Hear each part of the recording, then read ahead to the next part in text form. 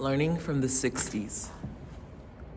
Talk delivered at the Malcolm X Weekend, Harvard University, February 1982. Malcolm X is a distinct shape in a very pivotal period of my life. I stand here now, Black, lesbian, feminist, an inheritor of Malcolm and in his tradition, doing my work, and the ghost of his voice through my mouth asks each one of you here tonight, are you doing yours?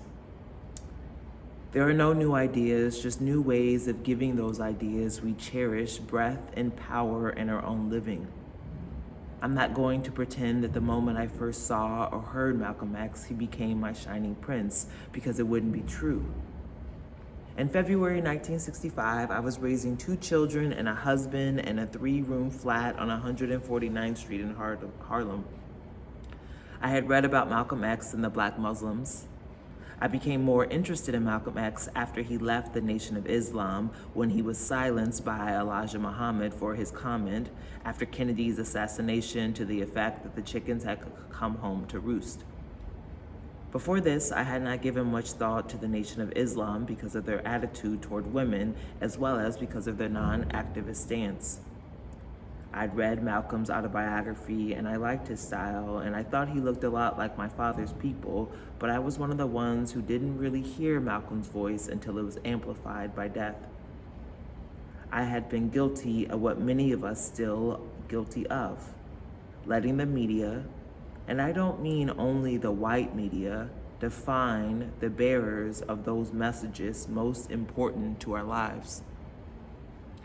When I read Malcolm X with careful attention, I found a man much closer to the complexities of real change than anything I had read before. Much of what I say here tonight was born from his words. In the last year of his life, Malcolm X added a breath to his essential vision that would have brought him had he lived into inevitable confrontation with the question of difference as a creative and necessary force for change.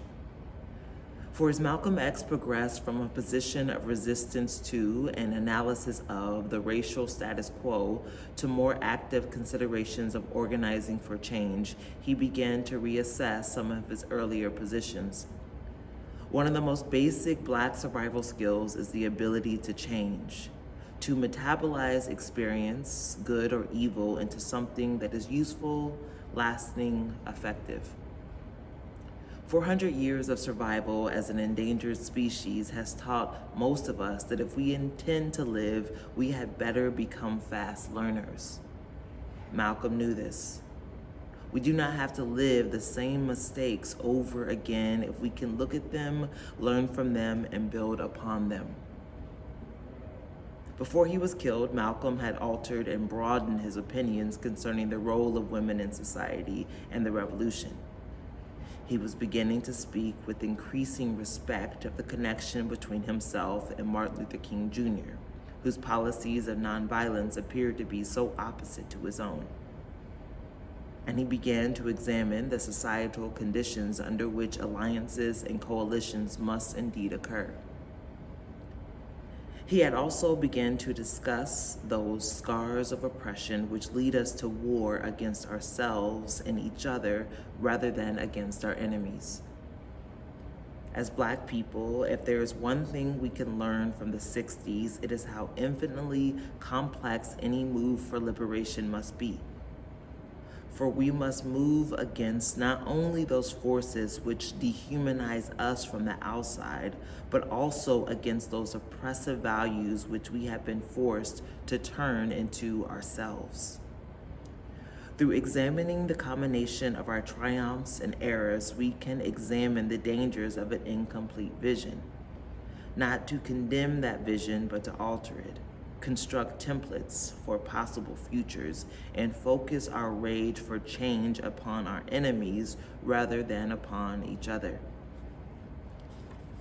In the 1960s, the awakened anger of the Black community was often expressed not vertically against the corruption of power and true sources of control over our lives, but horizontally toward those closest to us who mirrored our own impotence. We were poised for attack, not always in the most effective places. When we disagreed with one another about the solution to a particular problem, we were often far more vicious to each other than to the originators of our common problem.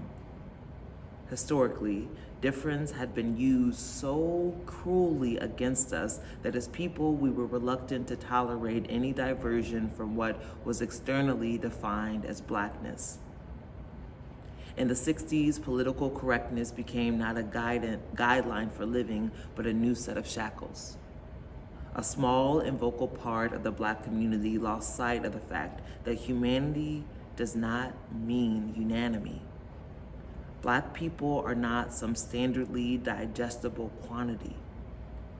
In order to work together, we do not have to become a mix of indistinguishable particles resembling a vat of homogenized chocolate milk.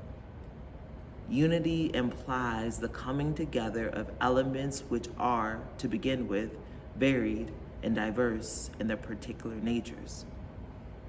Our persistence in examining the tensions within diversity encourages growth toward our common goal. So often we either ignore the past or romanticize it, render the reason for unity useless or mythic.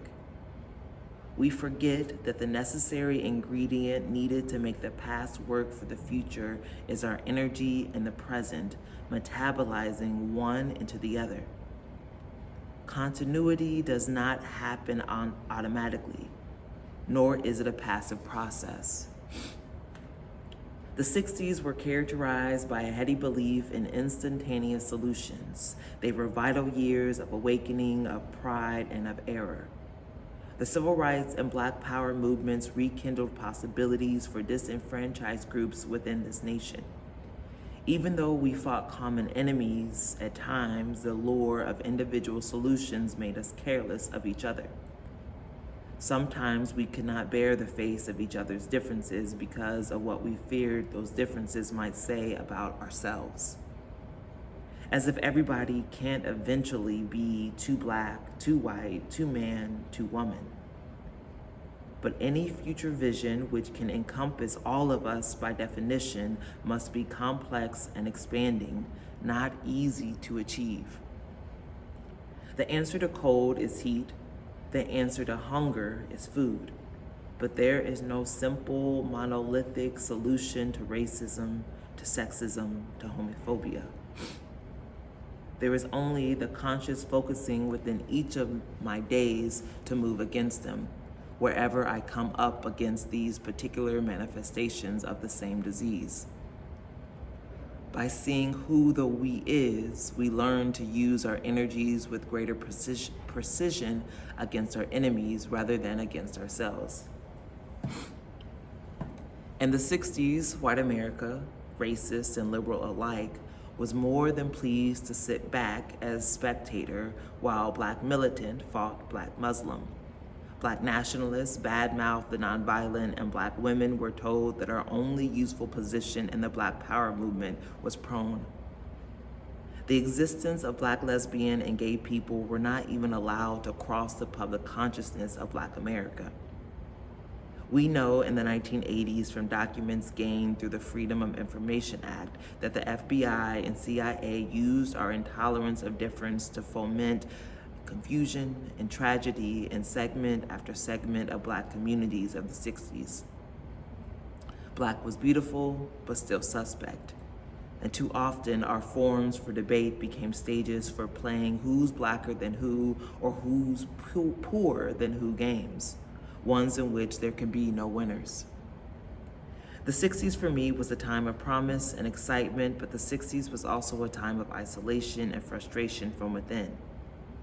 It often felt like I was working and raising my children in a vacuum and that it was my own fault. If I was only blacker, things would be fine. It was a time of much wasted energy and I was often in a lot of pain. Either I denied or chose between various aspects of my identity or my work and my Blackness would be unacceptable. As a Black lesbian mother in an interracial marriage, there was usually some part of me guaranteed to offend everybody's comfortable prejudices of who I should be. That is how I learned that if I didn't define myself by myself, I would be crunched into other people's fantasies for me and eaten alive. My poetry, my life, my work, my energies for struggle were not acceptable unless I pretended to match somebody else's norm. I learned that not only couldn't I succeed at that game, but the energy needed for that masquerade would be lost to my work. And there were babies to raise, students to teach. The Vietnam War was escalating. Our cities were burning. More and more of our school kids were nodding out in the halls. Junk was overtaking our streets. We needed articulate power, not conformity. There were other strong Black workers whose visions were raked and silenced upon these imagined grid of narrow Blackness. Nor were Black women immune. At a national meeting of Black women for political action, a young civil rights activist who had been beaten and imprisoned in Mississippi only a few years before was trashed and silenced as suspect because of her white husband. Some of us made it, and some of us were lost to the struggle. It was a time of great hope and great expectation. It was also a time of great waste. That is history. We do not need to repeat these mistakes in the 80s. The raw energy of Black determination released in the 60s powered changes in Black awareness and self-concepts and expectations. This energy is still being felt in movements for change among women, other peoples of color, gays, the handicapped, among all the disenfranchised people of the society. That is a legacy of the 60s to ourselves and to others. But we must recognize that many of our high expectations of rapid revolutionary change did not, in fact, occur. And many of the gains that did are even now being dismantled. This is not a reason for despair, nor for rejection of the importance of these years, but we must face with clarity and insight the lessons to be learned from the oversimplification of any struggle for self-awareness and liberation. Or we will not rally the force we need to face the multidimensional threats to our survival in the 80s. There is no such thing as a single issue struggle because we do not live single issue lives. Malcolm knew this. Martin Luther King Jr. knew this. Our struggles are particular, but we are not alone. We are not perfect, but we are stronger and wiser than the sum of our errors. Black people have been here before us and survived. We can read their lives like signposts on the road and find, as Bernice Reagan says so poignantly, that even one of us is here. That each one of us is here because somebody before us did something to make it possible. To learn from their mistakes is not to lessen our debt to them, nor to the hard work of becoming ourselves and effective. We lose our history so easily. What is not pre-digested for us by the New York Times or the Amsterdam News or Time Magazine. Maybe because we do not listen to our poets or to our fools. Maybe because we do not listen to our mamas and ourselves. When I hear the deepest truths I speak coming out of my mouth sounding like my mother's, even remembering how I fought against her, I have to reassess both our relationship as well as the sources of my knowing. Which is not to say that I have to romanticize my mother in order to appreciate what she gave me, woman, Black. We do not have to romanticize our past in order to be aware of how it seeds our present. We do not have to suffer the waste of an amnesia that robs us of the lessons of the past rather than permit us to read them with pride as well as deep understanding. We know what it is to be lied to, and we know how important it is not to lie to ourselves. We are powerful because we have survived, and that is what it is all about, survival and growth. Within each one of us, there is some piece of humanness that knows we are not being served by the machine which orchestrates crisis after crisis and is grinding all our futures into dust. If we are to keep the enormity of the forces aligned against us from establishing a false hierarchy of oppression, we must school ourselves to recognize that any attack against Blacks, any attack against women, is an attack against all of us who recognize that our interests are not being served by the systems we support.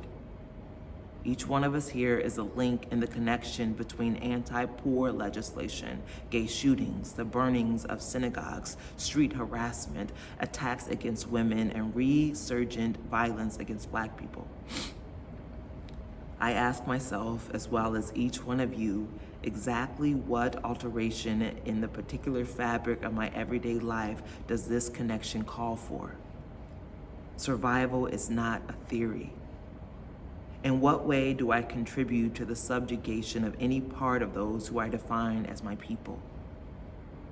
Insight must illuminate the particulars of our lives.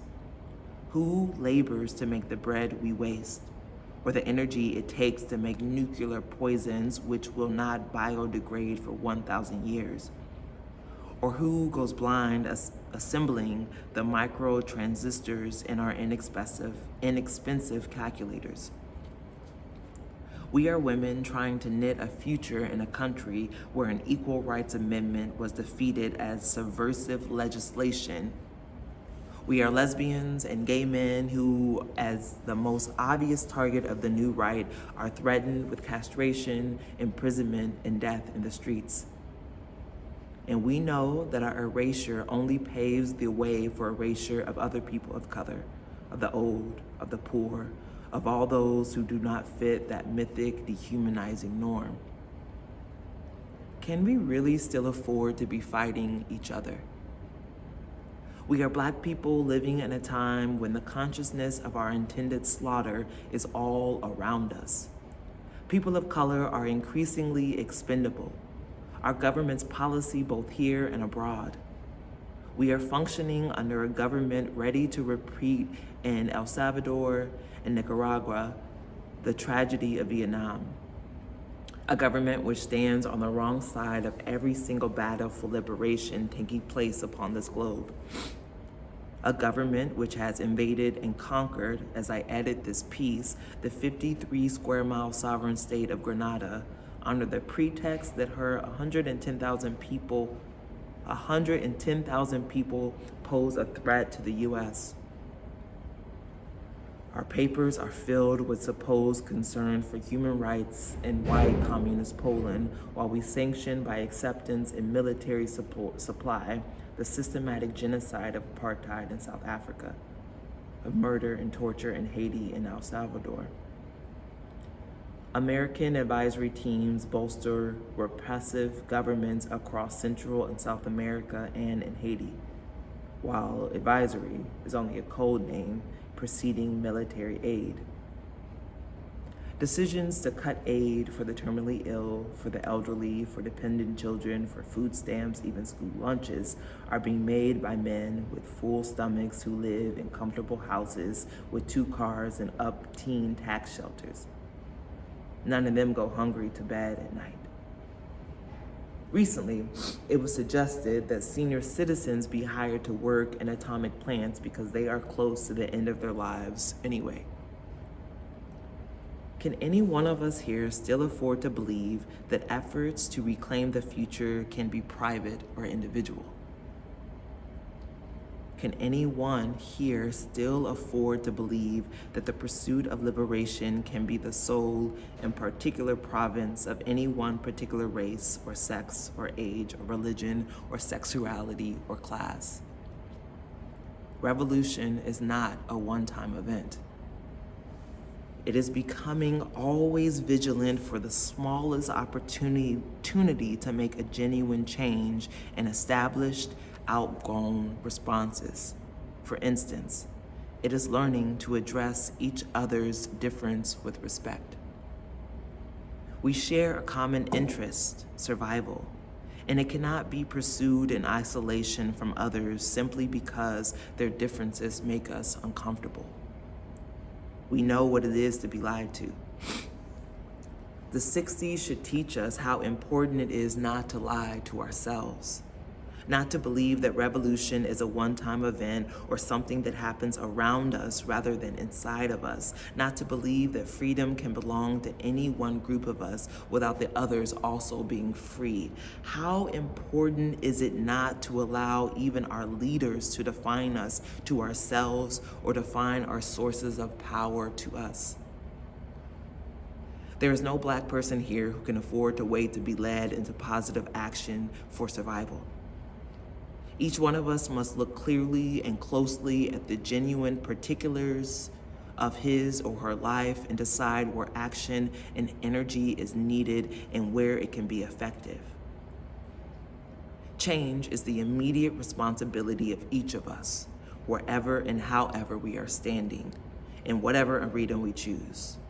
For while we wait for another Malcolm, another Martin, another charismatic Black leader to validate our struggles, old Black people are freezing to death in tenements. Black children are being brutalized and slaughtered in the streets or lobotomized by television, and the percentage of Black families living below the poverty line is higher today than in 1963. And if we wait to put our future into the hands of some new Messiah, what will happen when those leaders are shot or discredited or tried for murder or called homosexual or otherwise disempowered? Do we put our future on hold? What is that internalized and self-destructive barrier that keeps us from moving, that keeps us from coming together? We who are Black are at an extraordinary point of choice within our lives. To refuse to participate in the shaping of our future is to give up. Do not be misled in passivity, either by false security, they don't mean me, or by despair, there's nothing we can do. Each of us must find our work and do it. Militancy no longer means guns at high noon, if it ever did. It means actively working for change, sometimes in the absence of any certainty that change is coming. It means doing the unromantic and tedious work necessary to forge meaningful coalitions, and it means recognizing which coalitions are possible and which coalitions are not. It means knowing that coalition, like unity, means the coming together of whole, self-actualized human beings focused and believing, not fragmented automatons marching to a prescribed step. It means fighting despair. And in the university, that is certainly no easy task, for each one of you, by virtue of your being here, will be deluged by opportunities to misname yourselves, to forget who you are, to forget where your real interests lie. Make no mistake, you will be courted, and nothing neutralizes creativity quicker than tokenism, the false sense of security fed by a myth of individual solutions. To paraphrase Malcolm, a Black woman attorney driving a Mercedes through Avenue Z in Brooklyn is still a nigger bitch, 2 words which never seem to go out of style. You do not have to be me in order for us to fight alongside each other. I do not have to be you to recognize that our wars are the same. What we must do is commit ourselves to some future that can include each other and to work toward that future with the particular strengths of our individual identities. And in order to do this, we must allow each other our differences at the same time as we recognize our sameness. If our history has taught us anything, it is that action for change directed only against the external conditions of our oppressions is not enough. In order to be whole, we must recognize the despair oppression plants within each of us. That thin, persistent voice that says our efforts are useless. It will never change, so why bother? Accept it. And we must fight that inserted piece of self-destruction that lives and flourishes like a poison inside of us unexamined until it makes us turn upon ourselves and each other. For we must put our finger down upon that loathing buried deep within each one of us and see who it encourages us to despise. And we can lessen its potency by the knowledge of our real connectedness, arching across our differences.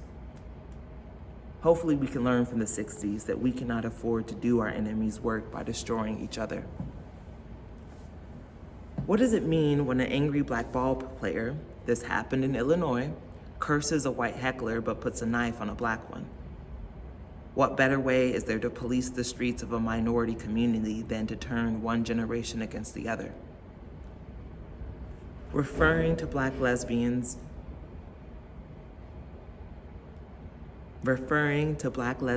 and gay men, the student president at Howard University says on the occasion of a gay student charter on campus, the black community has nothing to do with such filth. We will have to abandon these people. Abandon. Often, without noticing, we absorb the racist belief that black people are fitting targets for everybody's anger. We're closest to each other, and it's easier to vent fury upon each other than upon our enemies. Of course, the young man at Howard was historically incorrect. As part of the black community, he has a lot to do with us. Some of our finest writers, organizers, artists, and scholars in the 60s as well as today have been lesbian and gay, and history will bear me out.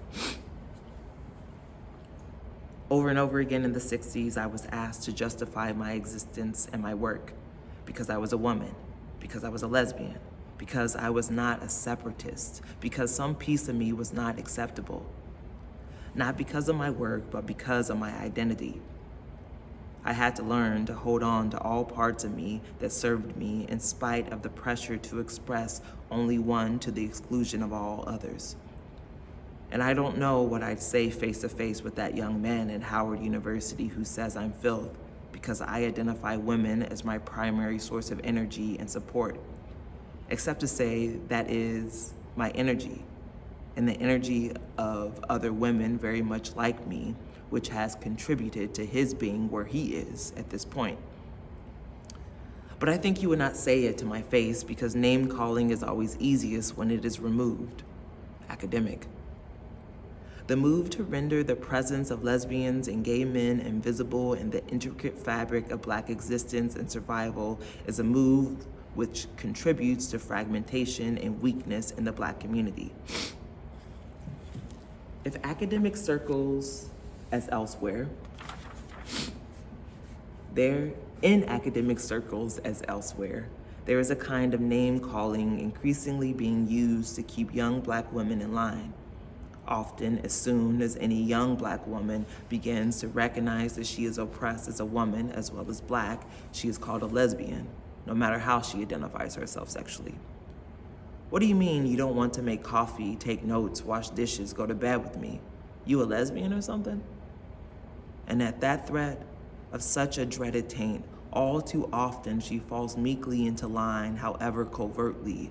But the word lesbian is only threatening to those black women who are intimidated by their sexuality or who allow themselves to be defined by it and from outside themselves.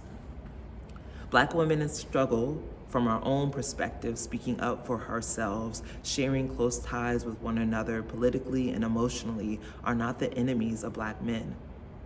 We are black women who seek our own definitions, recognizing diversity among ourselves with respect. We have been around within our communities for a very long time, and we have played pivotal parts in the survival of those communities. From Hat Sheep Shut, through Harriet Tubman, to Daisy Bates and Fannie Lou Hamer, to Lorraine Hansberry, to your Aunt May Dean, to some of you who sit before me now. In the 60s, black people wasted a lot of our substance fighting each other. We cannot afford to do that in the 80s when Washington, D.C. has the highest infant mortality rate of any U.S. city. 60% of the black community under 20 is unemployed, and more are becoming unemployable. Lynchings are on the increase, and less than half the registered black voters voted in the last election. How are you practicing what you preach, whatever you preach, and who exactly is listening? As Malcolm stressed, we are not responsible for our oppression, but we must be responsible for our own liberation. It is not going to be easy, but we have what we have learned and what we have been given that is useful. We have the power those who came before us have given us to move beyond the place where they are standing. We have the trees and the water, the sun, and our children. Malcolm X does not live in the dry text of his words as we read them. He lives in the energy we generate and use to move along the visions we share with him. We are making the future as well as bonding to survive the enormous pressures of the present, and that is what it means to be a part of history.